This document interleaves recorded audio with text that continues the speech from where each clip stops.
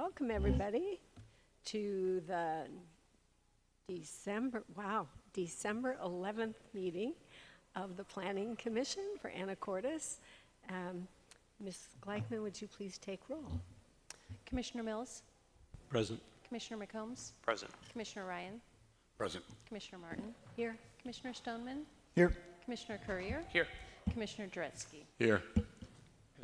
All right, would you please join me in the Pledge of Allegiance?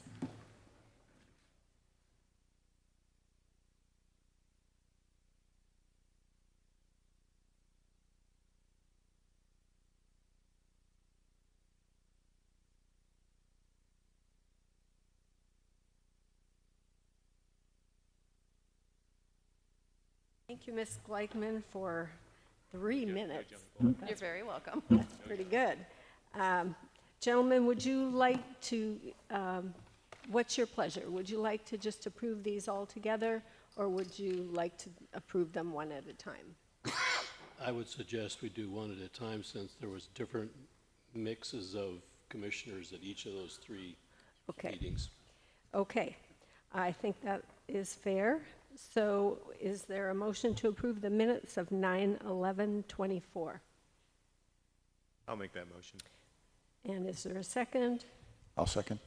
So it's been moved and seconded to approve minutes of 9/11/2024. All those in favor signify by saying aye. Aye. Aye. Opposed? Abstain? Okay, those minutes passed. Next one, 9/25/2024. I move that we approve those. Mr. Stoneman, is there a second? I have a minor correction that I'd like to suggest for this one. Okay, let's get a second and then we'll have a discussion. Okay. Is there a second for this one? Second.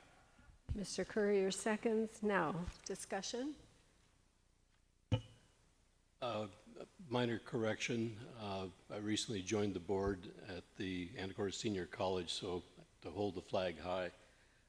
On this set of minutes, I'd made reference to a GMA course that was being taught at the senior college. And I noted in the minutes that it's saying it's the senior center. Oh, So got to get that flag up for the senior college. very true. And that was a good course, by the way. Is that okay, Mr. Stoneman Yes. and Mr. Courier? Okay. All those in favor of approving minutes for 9/25/2024 signify by saying aye.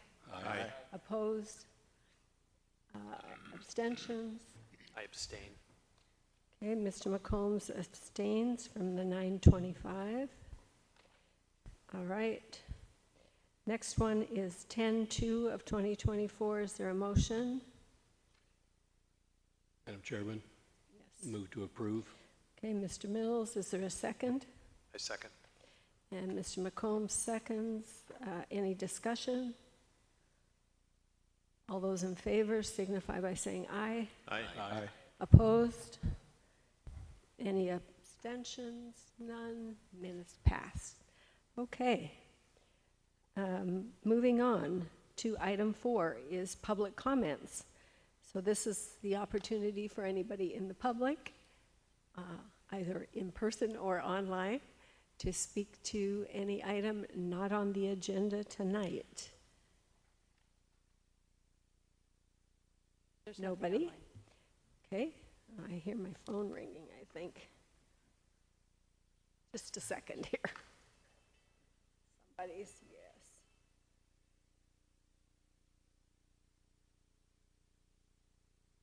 There we go. Sorry about that. Okay. Item 5 is public hearings. A is an open record pre-decision public hearing, CUP 2024-0001, dog grooming salon. And remind us again of your name.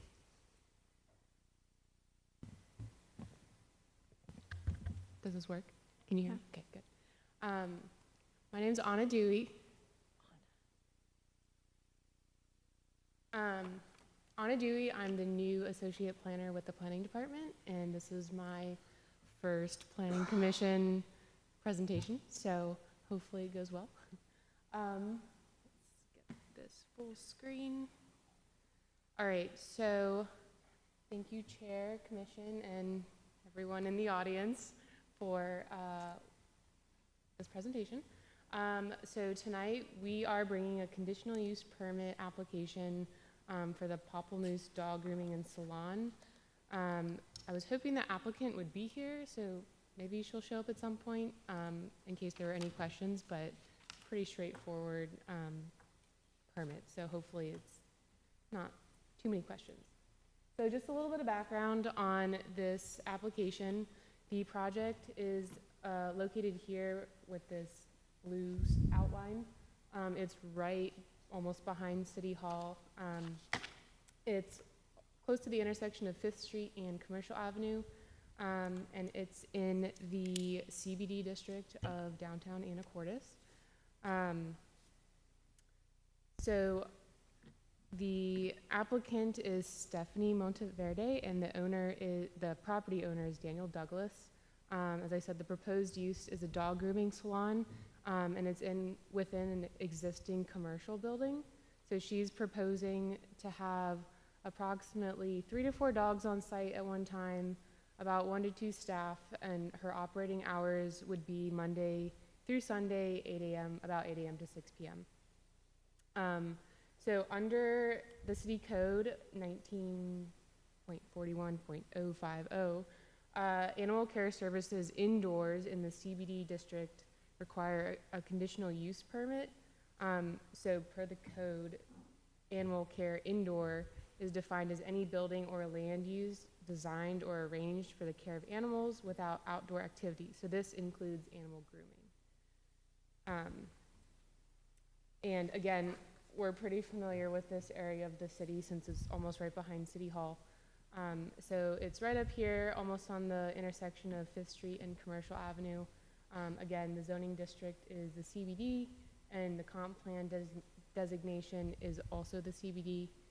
It's not along the shoreline, so there's no shoreline designation for this project. And just a little bit of an overview of what she's proposing to do within the building. So over here is the existing floor plan of what it was before she started this project, and then this is the proposed floor plan. All the blue are the proposed improvements that she's planning to do. So she has been issued a building permit for plumbing work to install all the necessary dog grooming equipment and just get all the equipment ready to go. She's not proposing any structural changes to the existing building, and there will be no external work except for like a little bit of painting on the front, but no changes to the footprint of the building. And then she will also be issued a sign permit for the new Pamplemousse Salon window sign, which is this image right here. This will be the sign that'll go out on the front of the building or in the window. And then just a couple pictures of what the building or the front of the building looked like before she started work. Pretty bland. So she's trying to spruce it up a little bit with fresh paint, some signs in the window or new signs in the window, and then I know she's gonna have some plantings and other stuff out in the front to make it a little bit more inviting for whoever's coming to get their dog groomed. A little bit of history for this project. Again, it was pretty simple. We got this application submitted by her back at the beginning of October. And so we deemed it to complete. And then in mid-November, we had a mandatory neighborhood meeting. And then on November 20th, we sent out a dual notice of application and hearing. That started a 21-day written public comment period, which ended today. We have not received any comments for this project, so from the public. And then tonight, December 11th, we're here for the Planning Commission hearing. And then on Monday, we're planning to have the closed record decision hearing by City Council. So this conditional use permit is a type 4 review city council decision, so we had to go through this whole process, even though it is a pretty simple project. But we're almost to the end, hopefully. So with that, our staff is recommending this project with approved with conditions. So the project is consistent with the criteria outlined in the code for conditional use permits. So it addresses all the anticipated traffic volume resulting from this use, which we don't anticipate there to be much from just a couple dogs and their owners using her business at a time. Off-street parking and loading facilities are adequate. The amount of and location of open space and the provision of screening is such that buffering of incompatible uses is achieved. The location and intensity of outdoor lighting is such that it doesn't cast light on adjacent uses or neighboring properties. Hours and manner of operation of the proposed use, including anticipated noise generation, are not inconsistent with the adjacent or nearby uses. Public facilities and utilities are capable of adequately serving the proposed use, and the physical conditions of the site, including size, shape, topography, and drainage, are suitable for this development. So it meets all those conditions. So planning staff recommends that the Planning Commission recommend approval of this CUP with the following conditions. So the operation of the dog grooming salon at this location is permitted, provided that the business continues to operate under animal care indoor use as is listed in the code, and that the business does not exceed the area of use as was submitted in this application with the provided floor plan. In addition, the applicant will need to obtain a City of Anacortes business license prior to operation, and she also will need to obtain a sign permit for the new window sign before she can operate. And that is all I have. Any questions, comments? And there she is. But yeah, any questions or comments or concerns? Can you go back to the very first schematic you showed, which was the floor plan? The old floor plan and the new floor plan? Yeah. Is that bathroom, is that shared with the building on the corner, or is, I believe it's a shared bathroom. Is it? Yeah. or the building on the corner?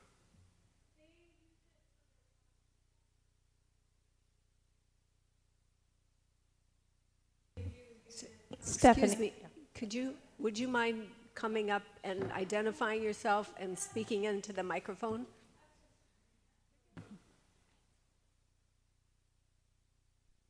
Hello, my name is Stephanie Monteverdi, owner of Papamoose. Now just explain the bathroom. The bathroom is a shared bathroom. It has a hallway leading to the other area, the Creative Hub's pottery access back room, which I don't believe is available to normal customers. It's more of their back room area, and then that is connected to my bathroom we share. I think, just from having been there, I think normal customers do get to go back there. Yeah, they can go back there. It's just not their front area where the bathroom is. It's behind their counter space, but yeah. Thank you. Any other questions from the commissioners? I'm just curious about the public meeting. I saw that it was a virtual public meeting. How did that go? I've never heard of that before. So we did have it virtual. It was on Teams, I believe. We advertised it and sent out mailers to the properties like 300 feet around her business. Nobody showed up. So, yeah, it was advertised. It was advertised, and we put it in the newspaper as well, and we were there, but nobody showed up to the online meeting. Okay. For the record, Grace Pollard, Senior Planner. I just wanted to add a little detail. We've held many neighborhood meetings virtually, large projects from the port to MJB to small neighborhood projects, and the attendance, swings widely, but we've never heard any complaints about it being held virtually, and it is the applicant's meeting, and we always give them an option, so we still do in person if they are particularly not tech savvy or would just rather have it in person, but we have successes of varying degrees of neighborhood meetings for all sorts of projects. Okay, thanks. So this is a public hearing, so I believe what I need to do is now open it as a public hearing, listen to the public, and then close it, I think. Yes. Okay, so officially we are opening the public hearing. Would anybody like to speak about that? Then officially I'm closing the public hearing. And thank you very much, Anna. Thank Good you. job on your first time. Thank you. All right. Commissioners, you have in your packet a recommended motion.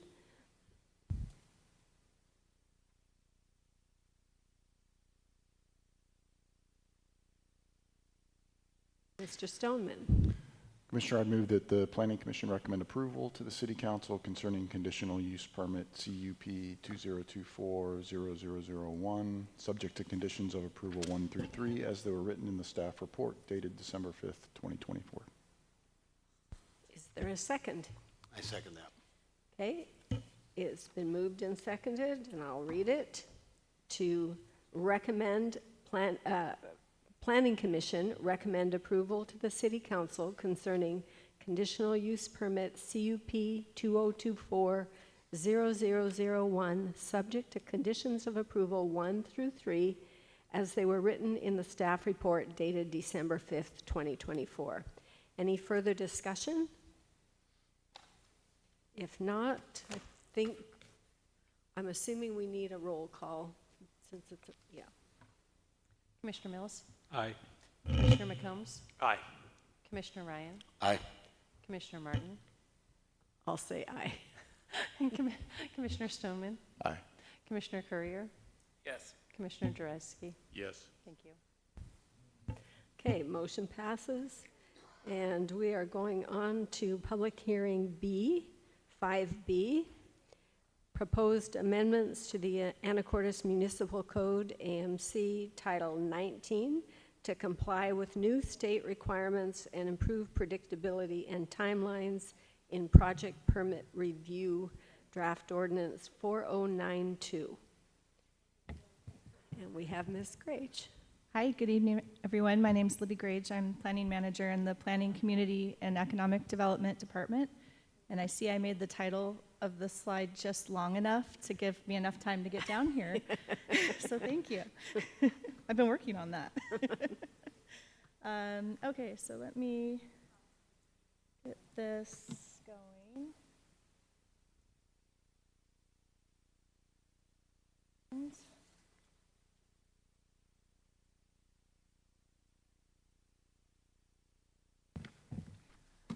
All right, so yes, I am here tonight to talk with you about some amendments that are proposed to the Anacortes Municipal Code in order to comply with some new legislation that was approved by Washington State Legislature back in the spring of 2023.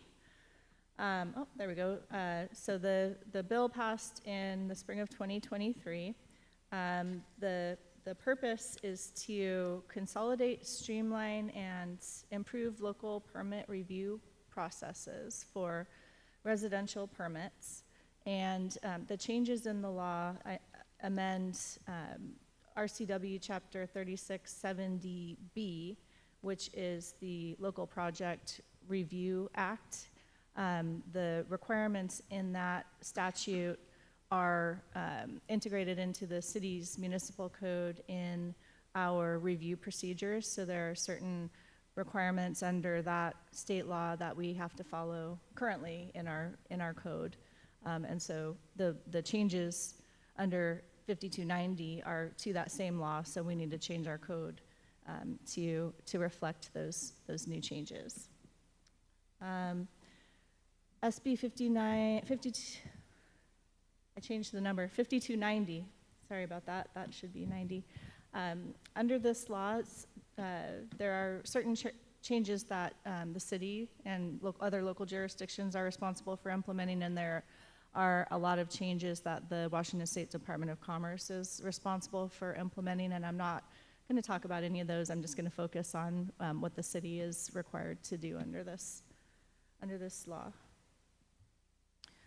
So some of the key requirements for local governments under 5290 are to revise our timelines for how long we have to review and process and issue a decision on a project permit.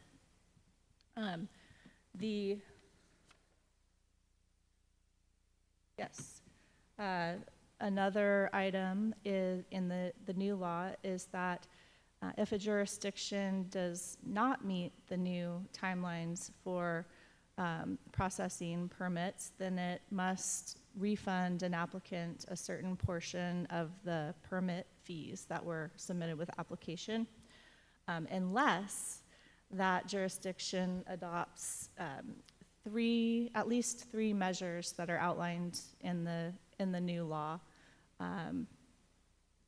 And then the jurisdiction is exempt from the requirement to refund a fee if they don't meet the timelines. And so I'll talk a little more about that here coming up. And then the other one was that the state law modified existing annual performance report requirements for buildable land counties and cities that have at least 20,000 population within those counties. So buildable lands counties are the bigger counties like Skagit, Snohomish, Pierce, that have to do extra reporting and provide their permit review timelines like on their website to show how long it takes for them to review permits. So there's some changes to those requirements under the state law that the city is not subject to, but this proposal does include some reporting requirements you'll see here in just a minute. So the 5290 requirements for new timelines. This slide is showing right now most of our development permit review timelines are 120 days. So we have 120 days from the date that a permit application is deemed complete for the city to issue its final decision on the project. That's a little bit different for subdivisions, it's 90 days, and that's under a different state law. The statute provides some default timelines for adoption into local regulations, and it is possible for a local government to adopt its own timelines if we don't want to follow what is in the law for a good reason. Staff is recommending that we adopt the timelines that are provided in the statute. And then finally, these new timelines go into effect on January 1st, 2025, regardless of whether we adopt them or not. So we will be subject to these new timelines regardless of whether an ordinance adopting these proposed amendments is adopted by January 1 or not. The way that the statute breaks down the time periods is it divides them between three different types of applications. So applications that have no requirement for public notice, the default review time period is 65 days. For applications that require a public notice but don't have a public hearing, the default review time period is 100 days. And then for projects that have public notice and a public hearing, requires 170 days.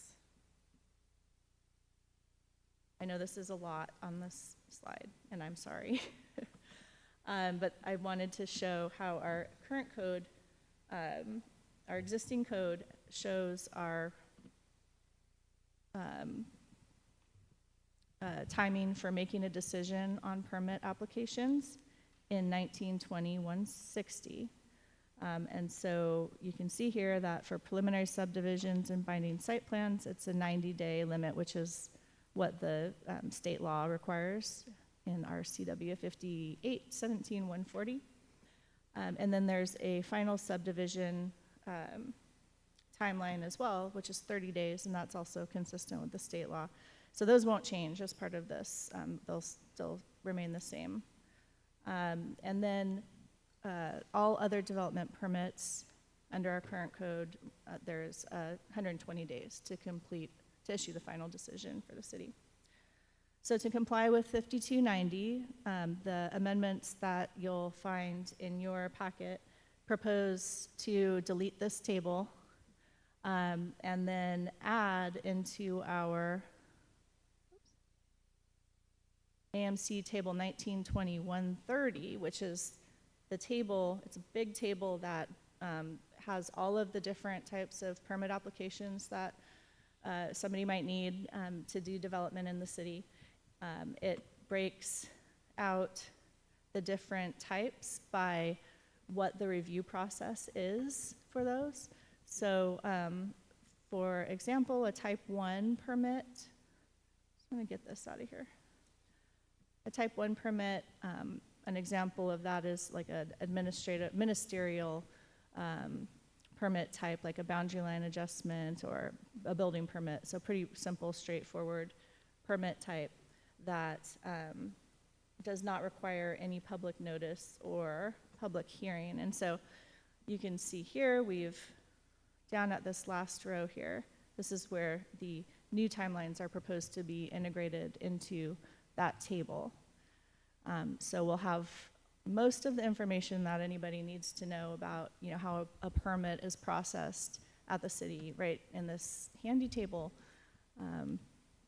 And it's consistent with the requirements of the state law because our permits are broken out by, as I mentioned, the types, depending on what the review process is. So type 1 does not require public notice. Type 2 requires public notice, but no public hearing. Right here. A type 3 hearing examiner and type 3 planning commission do require pre-decision open record hearings, so those would be 170 days. And then finally, type 4 for a council decision is also at 170 days. So that's how we've chosen to integrate the new timelines into our regulations. Are there any questions on that? I could keep going unless there's, nope, okay. Great.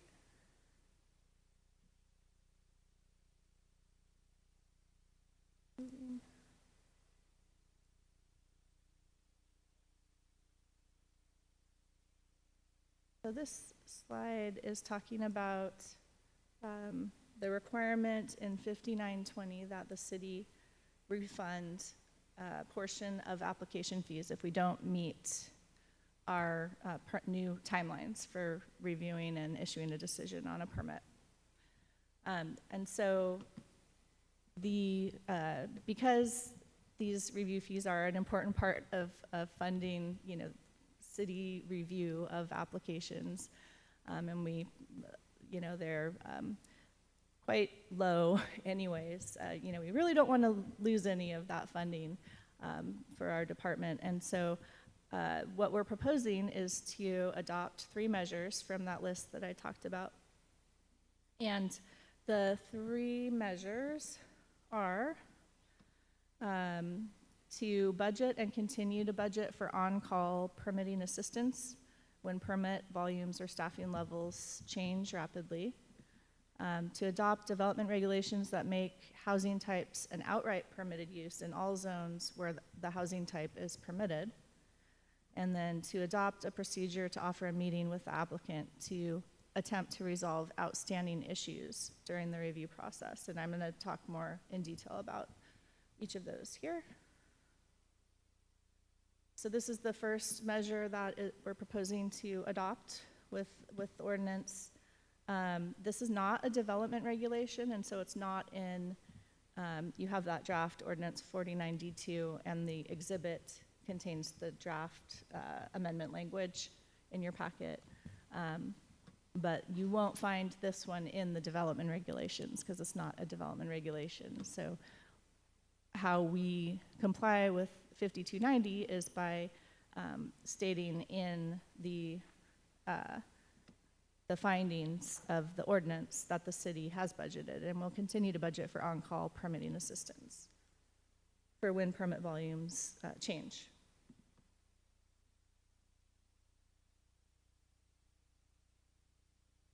Change rapidly. So the next one is the second measure that is proposed to be adopted is to adopt development regulations that make housing types an outright permitted use in all zones where the housing type is permitted. And so what I'm showing on the slide there is it's a part of our permitted use matrix in our code, and the permitted use matrix is a table that includes all of the different types of uses, that could potentially occur, and then the zoning designations are listed across the top in the top row.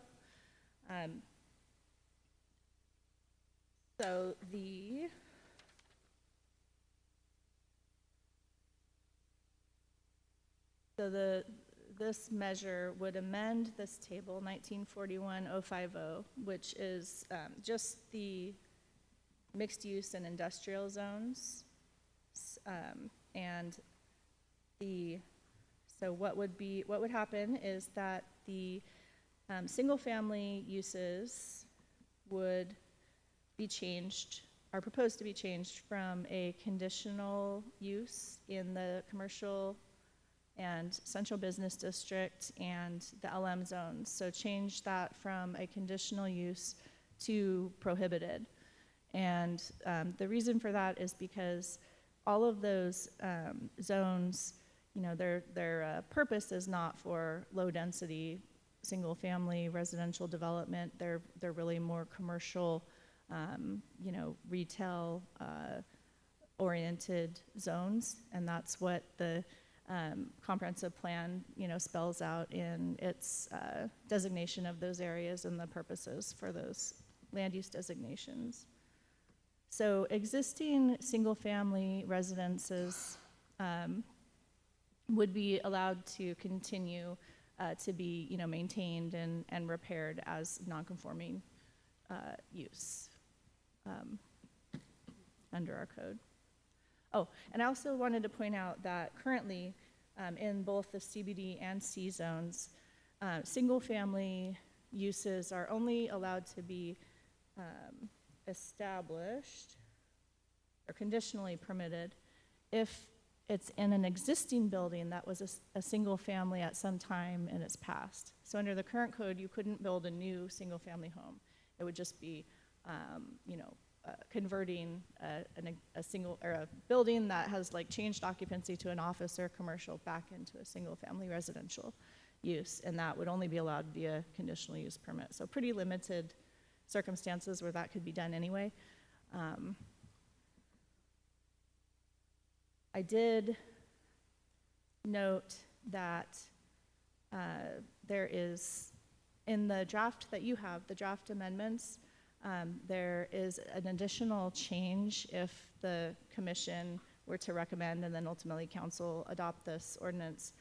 That would need to be made in order to make this change, make things consistent throughout the code related to this change. So for single family homes right now, it's got this reference to AMC 1943-020B, or sorry, 010B is the current reference. And that is not the right reference, so we found an error in our code.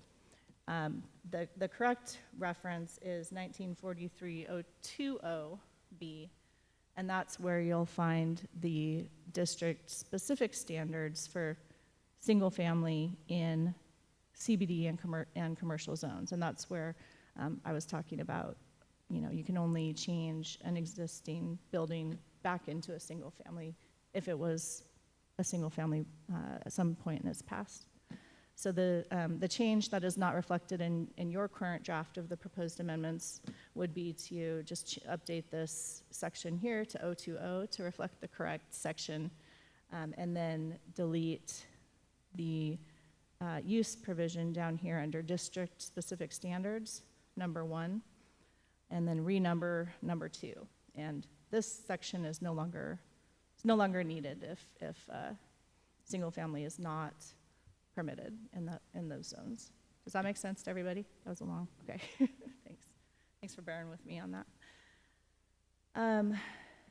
Let's see, so in addition to those changes, we went through and looked at other residential use types where they're permitted, and looked at what would happen if we changed those to permitted instead of conditional.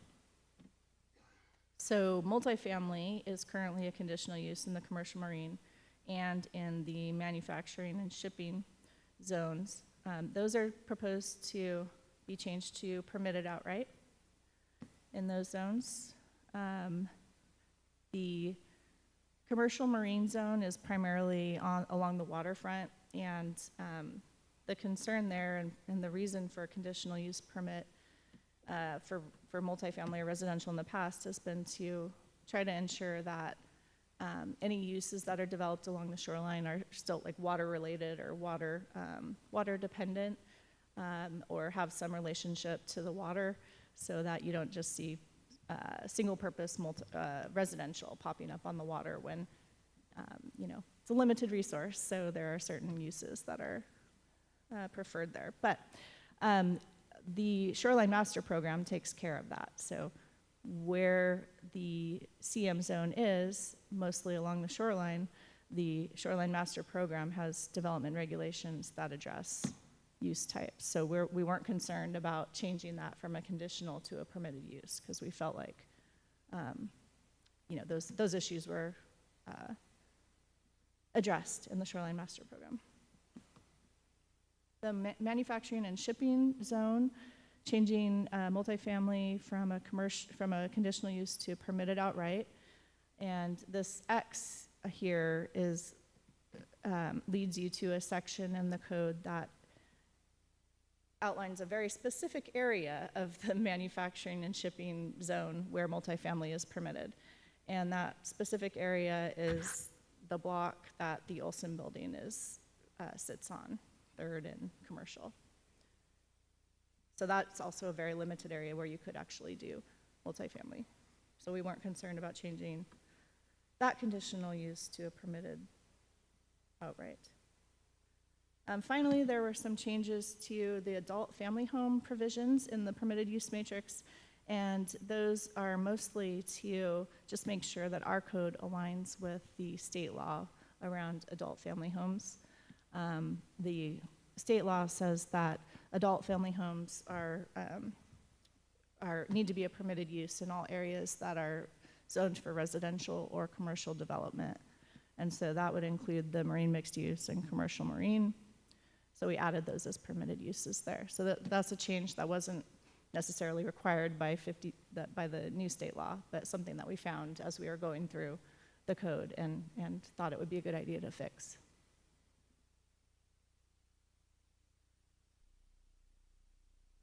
I just put the zoning map in here in case anybody had questions about where these zones we're talking about are located.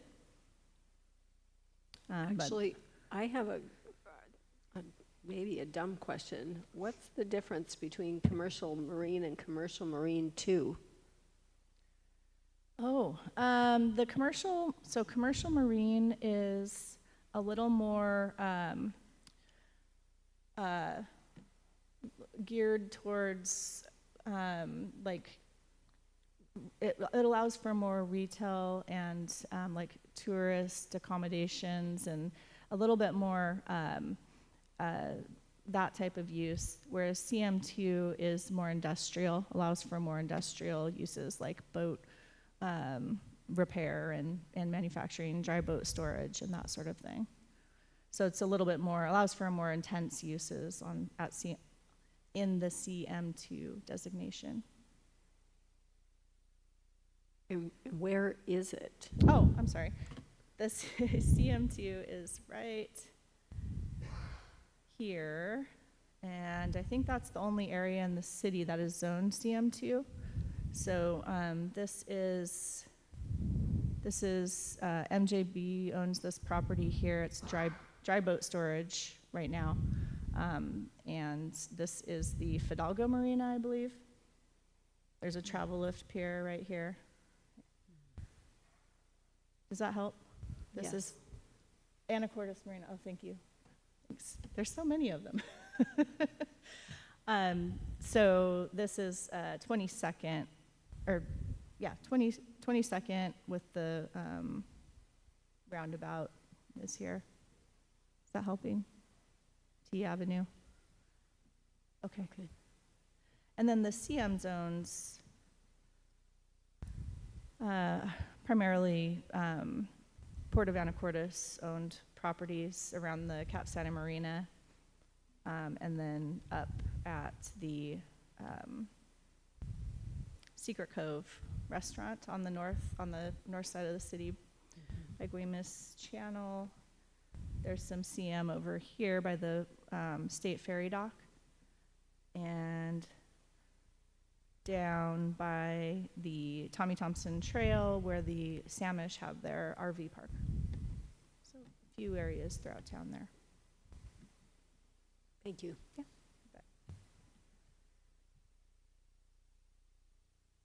Okay, so the third measure that the city, or that these proposed amendments would adopt is a new procedure to offer a meeting with an applicant to attempt to resolve outstanding issues on a permit review.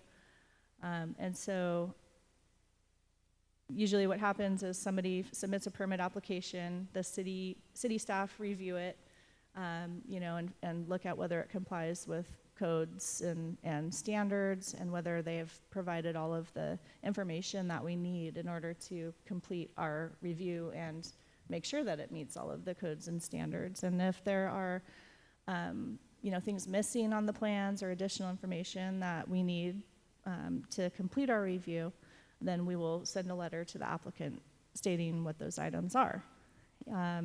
And sometimes that takes more than one time. So, hopefully we send the letter to the applicant asking for additional information, and they provide all of that, and then we can just move on and issue a decision, and everybody's happy. Sometimes, it takes 2 or 3 times back and forth, and so that can extend the timeline for issuing a final decision. So this would just insert a process into the code that says, okay, after the second time that the city is providing a request for more information or corrections, the city needs to offer an applicant a meeting to come in, sit down, and go over what the issues are, try to resolve those issues in the meeting.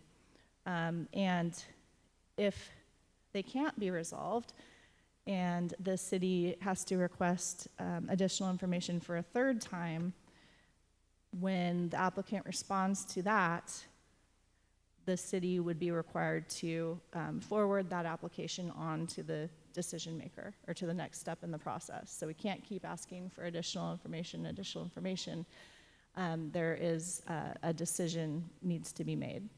So, and that will depend on that table that we looked at earlier. So for type 1 permits, like building permits or boundary line adjustments or things like that, the decision maker is the director. So if we have to go back and forth with an applicant and we get to the third time and we still don't have what we need, director has to make a decision, so it could be denial at that point. We don't have what we need. It could also be approval with conditions. So, but it forces, the making a decision on a project. Any questions on that one? Okay. The other one that I mentioned was, okay, so those are the 3 measures that are being proposed to be adopted so that the city planning department doesn't have to refund fees if we don't meet permit timelines. Of course, we always try to meet permit timelines, but sometimes there are things out of our control that make that difficult. So performance reports, this is something else that's in 5290 I mentioned earlier, and only applies to buildable lands, counties, and their cities over 20,000 in population. However, the proposed amendments do include a reporting requirement. And so basically, starting January 1, the department, Planning, Community, and Economic Development Department, would need to start tracking compliance with review periods. And we do have permit software that'll help us do that. So we'll be tracking that all of 2025, and then starting January 1, 2026, we'll be reporting compliance to the City Council, so that it offers a little bit more transparency into what kind of what kind of timelines the department is meeting, and a little transparency and information for the public, which I think is good things to have. So those are the primary changes that are proposed in response to 5290. So those are kind of the mandatory, things that are not mandatory, but some are mandatory and some are a choice, like the 3 items not to adopt, so that we don't have to refund permit fees. Some other notable changes in the proposed amendments are to add a provision so that the director can waive a pre-application neighborhood meeting requirement for a permit. The pre-application neighborhood meeting, we just kind of talked about that for the previous project. So for a type 4 conditional use permit, there is a pre-application neighborhood meeting required for that. And that can add, a lot of time onto the front, cost, and maybe a project is really simple and straightforward, and it's really not a necessary step, or we don't think that there's not very many neighbors or people in the area that would be impacted by a project, and so that would allow for the director to waive that requirement, and that would shorten up the overall permitting process for certain types of permit applications. The other big one is to provide authority in the permit procedures to expire permit applications. So right now, the code does allow this department to set a time period for an application. If it comes in and it doesn't have everything that's needed to make it a complete application, we would let the applicant know, and they have a certain amount of time to respond with that information. And if they don't, then the application is canceled and start over.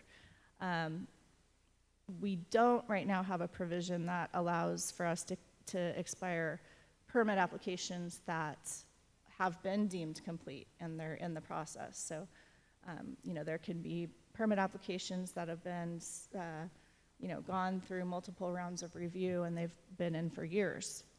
And we don't have any method to, say, okay, you need to submit this information within this amount of time, or we're going to expire the permit. And the proposed language does provide for extensions, you know, an applicant, if there's a problem, you know, finding a qualified professional to get a report done or something like that, like, you know, circumstances beyond their control where they can't provide the needed information, then there's a method to, you know, extend those timelines.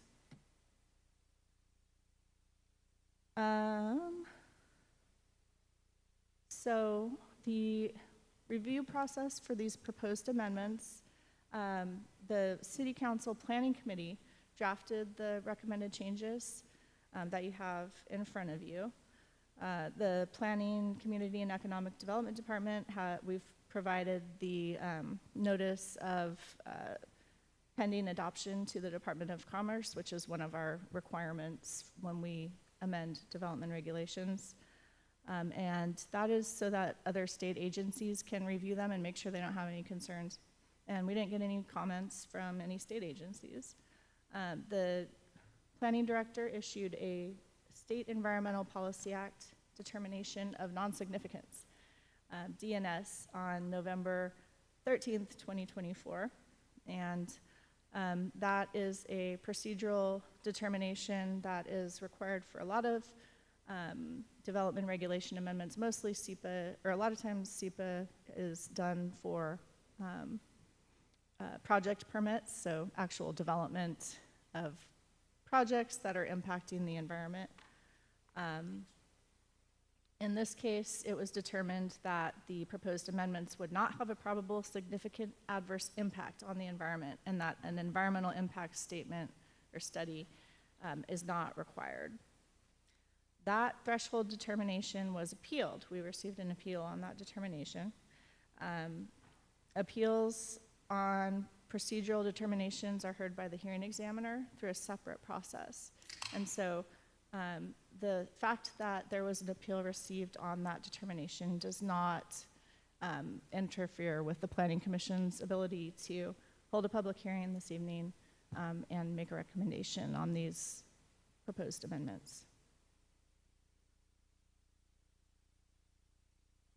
Finally,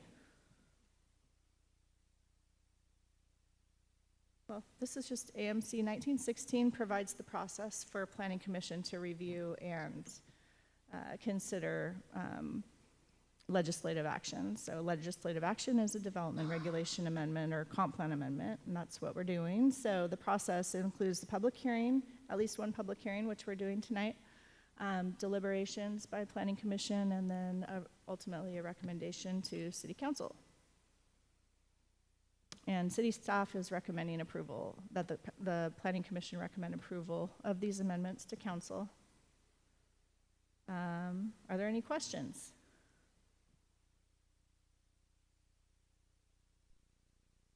Like Mr. Dretsky. Actually, I have two. I just want to, the first question goes to, currently an application has no expiration? Is that what you said?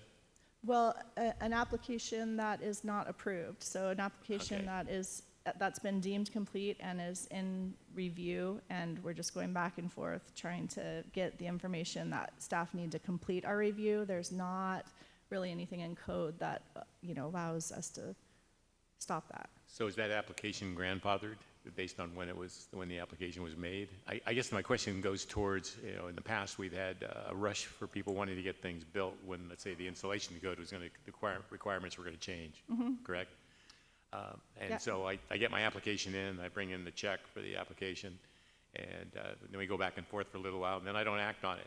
Is that thing grandfathered for a year and a half under the old code? If it's a complete application, depending on the type of application, so if it's a building permit or a land division application, then those do vest to the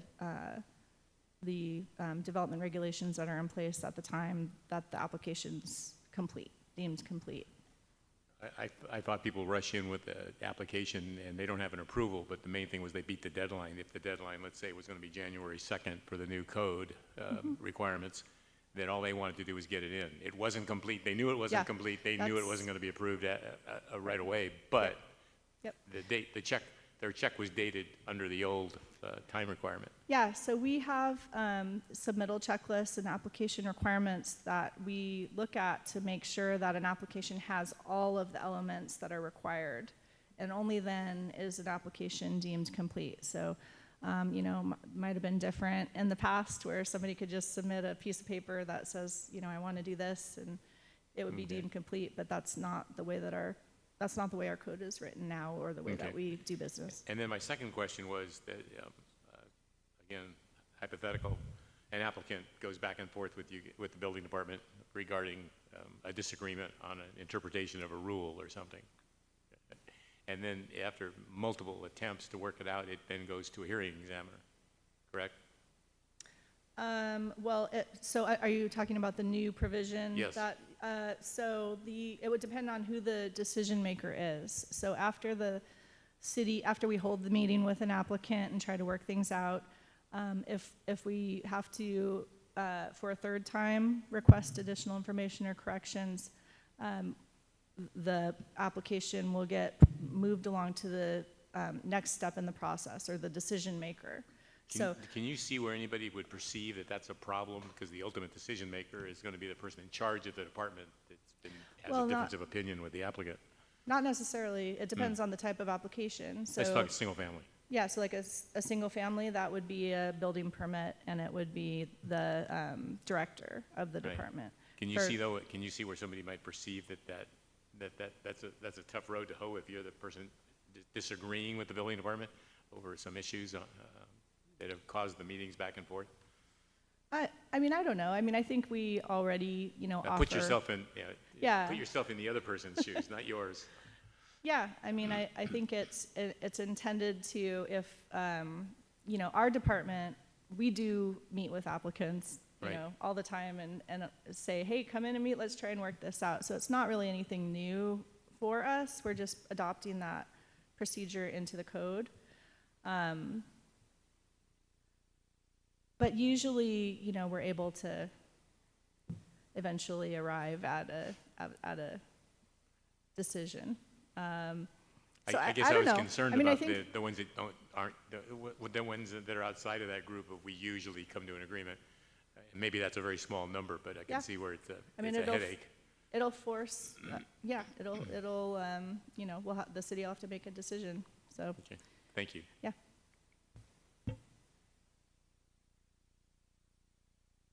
Other questions or comments? I have a Mr. couple. McCombs? I have a couple questions. Can we look at the permitted land use, permitted use matrix one more time?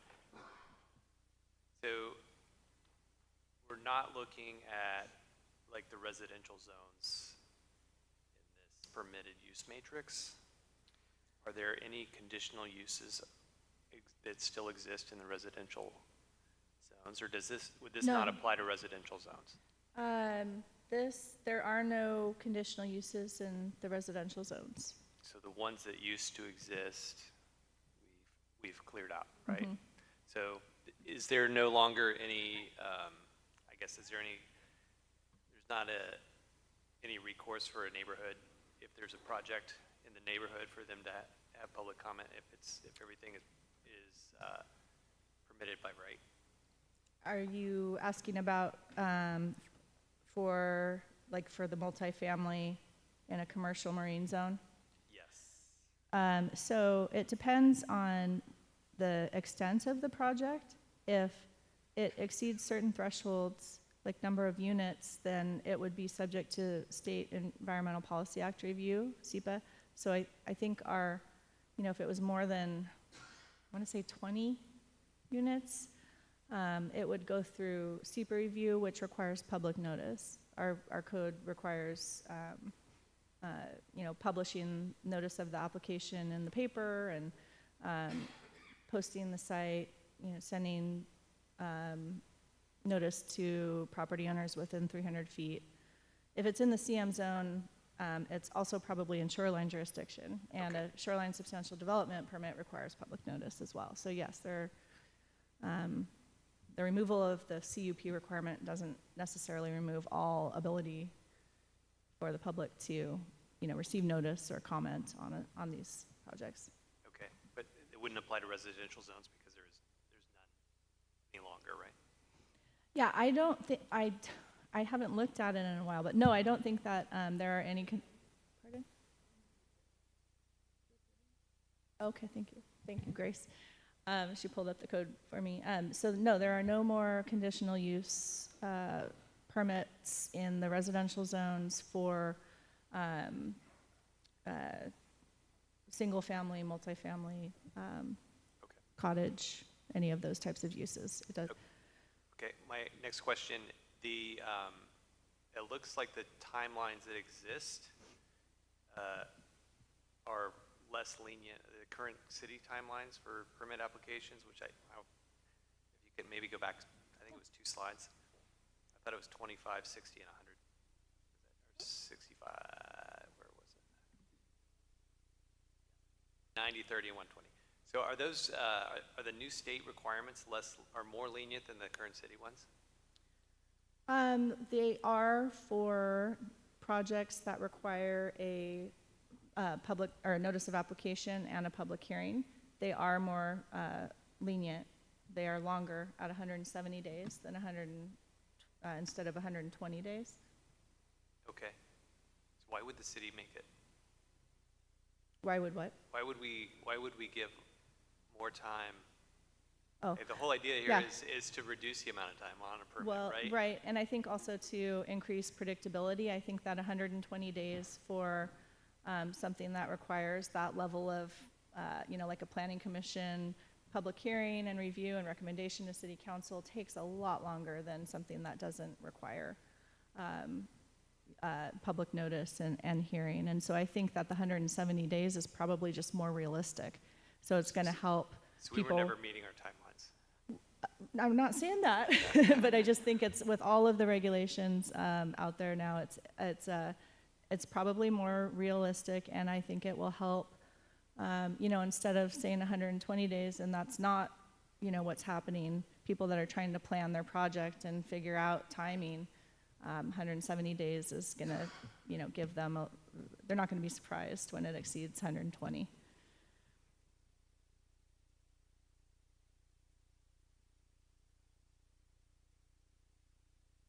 So I think it's a predictability thing. It's it's more realistic. How long things are probably going to take. Okay. But the whole point of the state bill, though, was to reduce the timelines for permits, right? And increase predictability. Yeah. Part of it was, yes, reducing the amount of time that it takes to review. But Giving the city 2 more months to process an application. Am I doing my math yes, right? these are type 3 and type 4. So these are the ones that have 21, they have longer comment period, and they take longer. So yeah, no, you're right. It's 50 more days than technically is allowed under the current code. Okay. And they're the default timelines that the state has in the statute. Okay, thank you.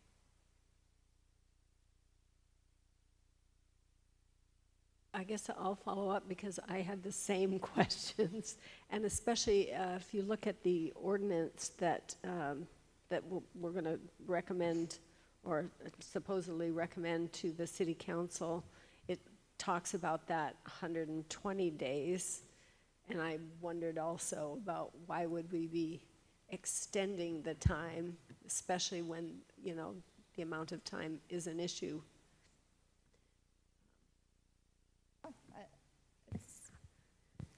It's a good question for the people that wrote this legislation.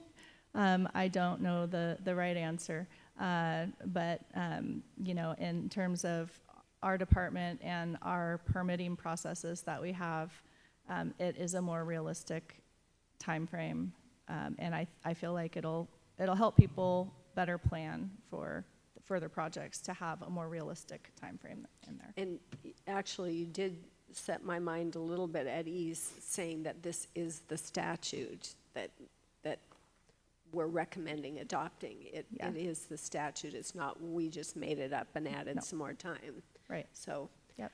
I understand that, but I did have the same questions as Mr. McComb. Yeah. The other question, and also with Mr. McComb, it feels like, well, clearly we're getting rid of conditional use. That's clear. And whether we like it or whether we don't, we're getting rid of that. And I guess I just want to say, I have really mixed feelings about that. Partially, I think it's a good idea because it gives more flexibility to the owners, that whoever is going to build, they know something is permitted and they can move forward. So that's a positive. The negative is the impact on others in the community and the lack of notice or the lack of the ability for them to speak up if they have some issues. So I really do have very mixed feelings, but it's very clear that the direction that this city is going is to get rid of anything conditional. So just a statement, not really a question. Madam Chair, for the record, I feel the same way. I think the people are losing their voice in their community by the ordinances being passed in the city. So I think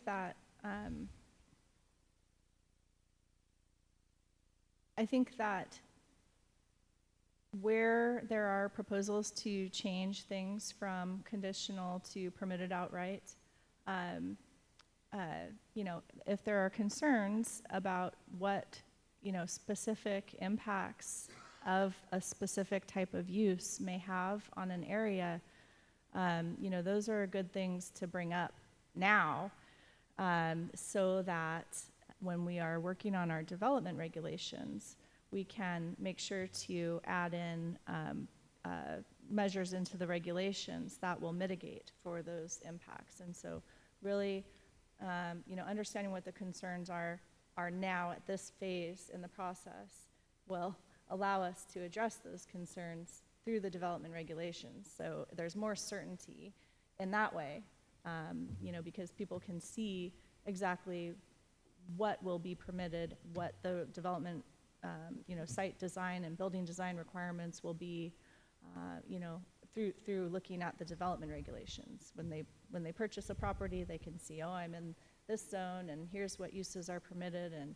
if this use is proposed, here's the requirements that are going to apply to it. So that's. Well, if you're saying now is the time, I would say I would be looking at cottage housing. I would say that would be one that really needs to be carefully looked at. For changing development regulations to better address impacts. So that, because cottage housing can have a pretty big impact on a community, and right now I think it is permitted outright, if I'm not mistaken, in pretty much every zone, every residential zone. Yes. Yeah. So I would say that would be one, if you're saying now is the time. Yeah. That would be one I would say for sure to take a look at. I think also by saying that, you're saying that we're going to write the perfect set of regulations and policy and for every situation, and we're not going to do that. No, It's never going to happen, right? No, right. No, it's So by true. taking that away, we lose latitude in our community to make things that are going to fit in kind of one, in certain scenarios.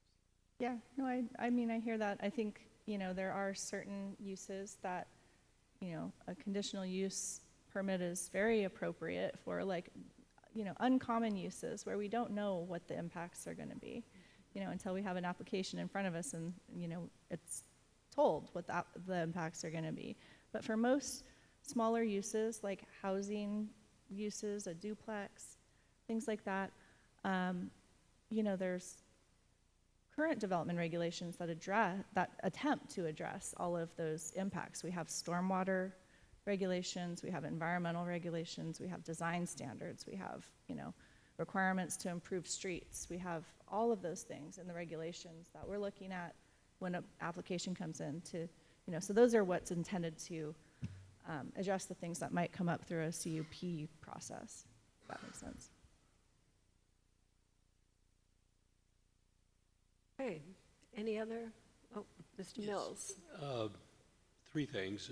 First is just to repeat, I've made the point at least two previous meetings of my concern over going too far with permitting by right rather than more thorough reviews. So for the third time, I'll mention that concern.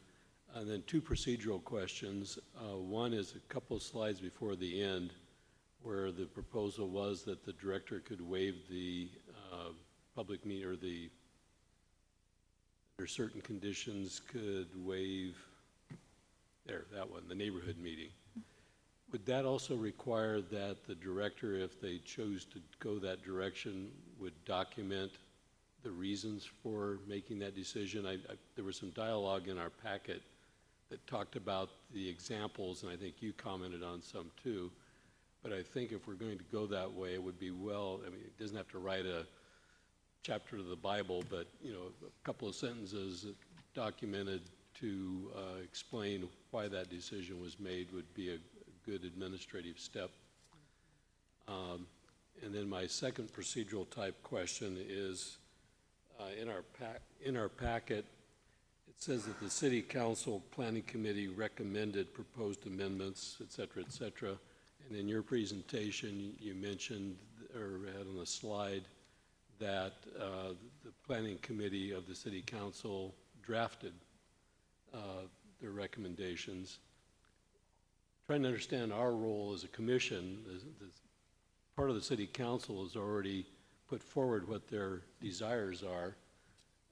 Is our role here tonight, on one hand, we're being asked to make a recommendation to the City Council, but the City Council already has a recommendation. Is our process here to basically administer a public hearing on the matter?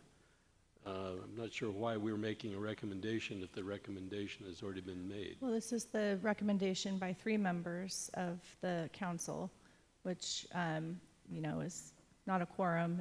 So all the committees are, less than 4, so that there's not a quorum. And they work on, proposals for legislation or issues of concern.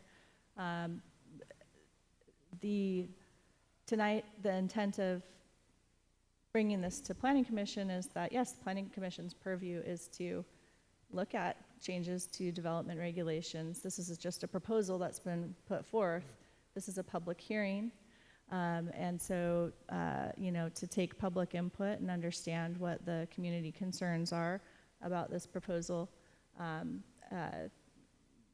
is the intent of this evening, and then the Planning Commission's recommendation to council. So I think it's Planning Committee's recommendation, but there are 3 members of council. I'm still trying to scratch my head and understand the committees on the City Council. I think the structure there is that those committees are supposed to make recommendations to City Council. In this case, it seems like they're making recommendations to the Planning Commission. Well, because it's a development regulation amendment, which comes to Planning Commission. You're part of the legislative process in reviewing these types of changes to the city's regulations. Can I ask a procedural question? Is that typical in most cities to do that? Because it seems like the tail's wagging the dog a little bit. For the City Council to make a recommendation to the Planning Commission to make a recommendation. Well, it's not to the the City Council. It's the Council Planning Committee, so it's 3 members of council. Okay. And, it's developed, drafted in coordination with city staff as well. So these are, staff has reviewed this and made sure that, there aren't any concerns from our perspective in administering this regulation. So is it typical, though, for the City Council to have a committee that's making recommendations to the Planning Commission? I don't know that. I've worked for the city of Anacortes for 15 years. So Okay. It seems haven't done a study on It other seems unusual councils. to me, but I guess this is my first Planning Commission. My reason for bringing that up was that conceptually, I think there's a number of committees, not just the Planning Committee. And you're correct, they're all 3-member so that they don't have quorums. But I think if you read the surrounding documentation of those committees, their role is to make recommendations to the full city council. But in this case, they're making recommendations to the full city council through the planning commission, which is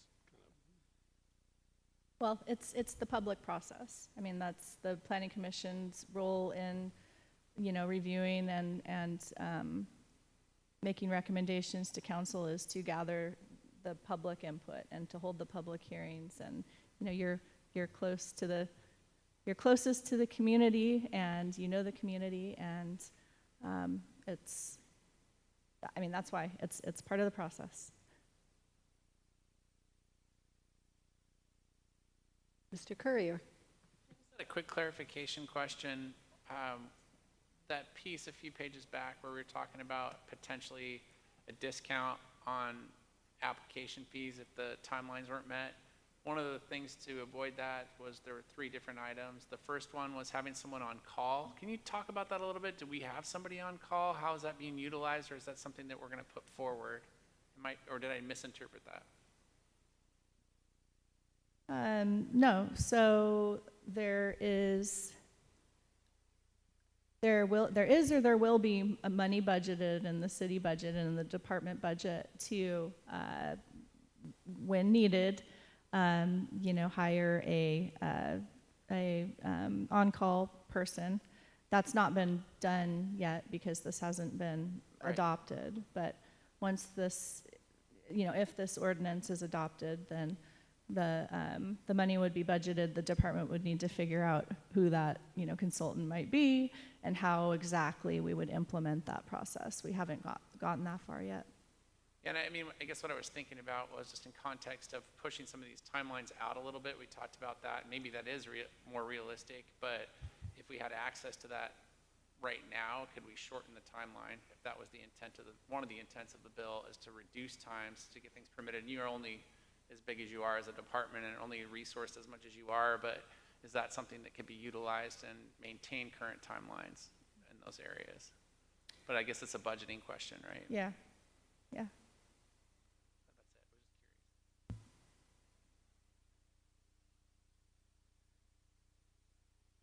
Okay, don't see any more questions from the commission, so I'm going to now officially open the public hearing for these proposed amendments.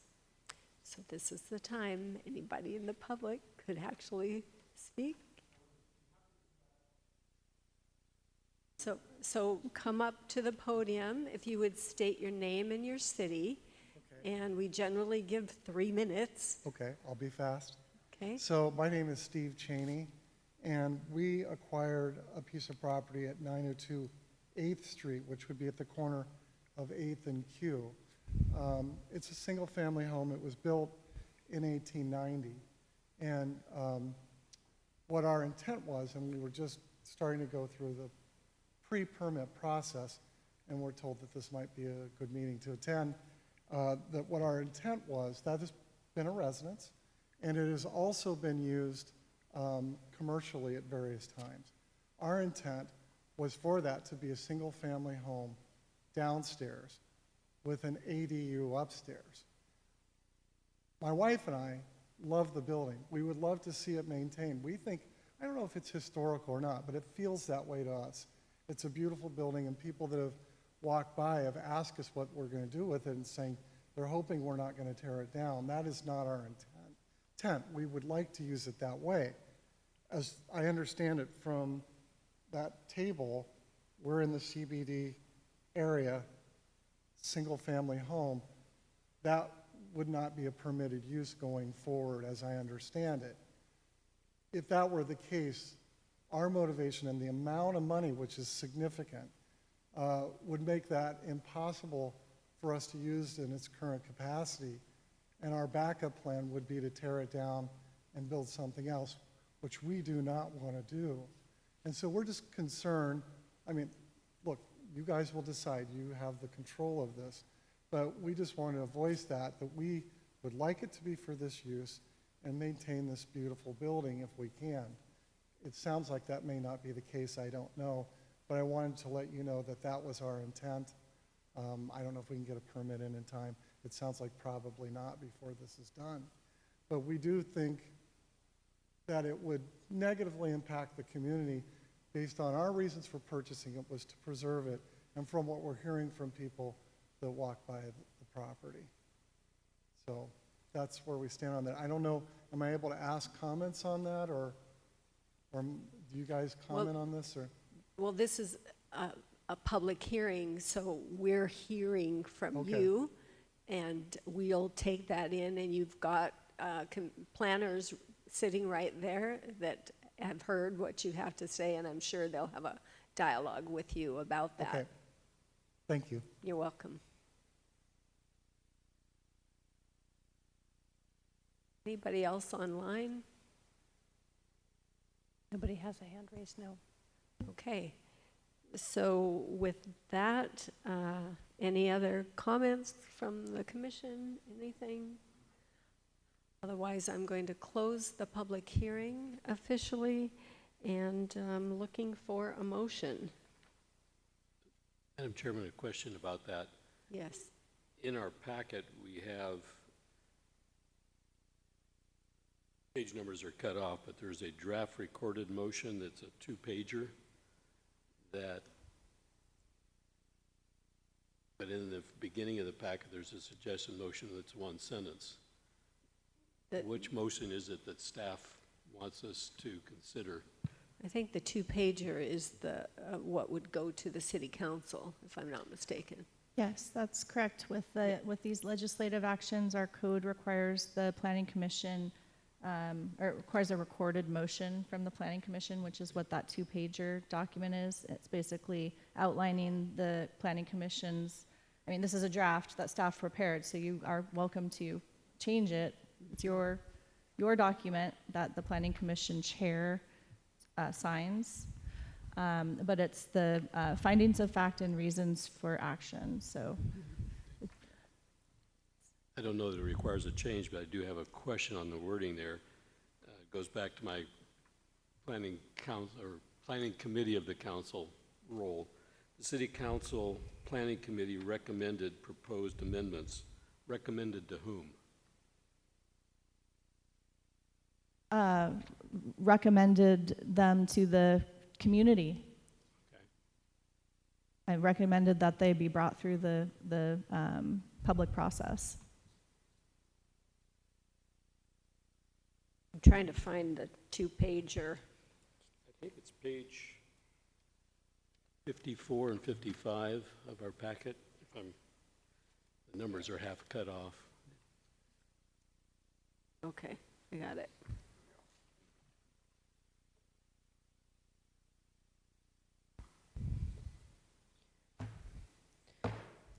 So, are you suggesting that there be a change to these findings of fact?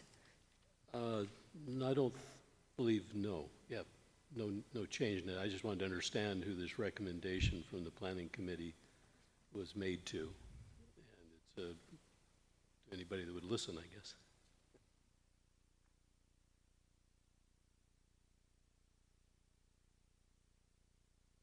So there is a proposed motion. It's on page 45 of your packet. Madam Chairman, Mr. Mills?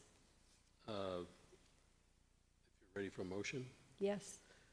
I move to recommend to the City Council adoption of the amendments as recommended by the City Council Planning Committee and presented to us here tonight. Is there a second?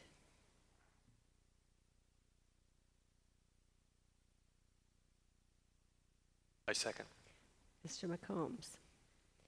Okay, it's been moved to recommend to the City Council adoption of the amendments as presented by the Planning Committee of the City Council. Is that how you, as recommended by the City Council Planning Committee.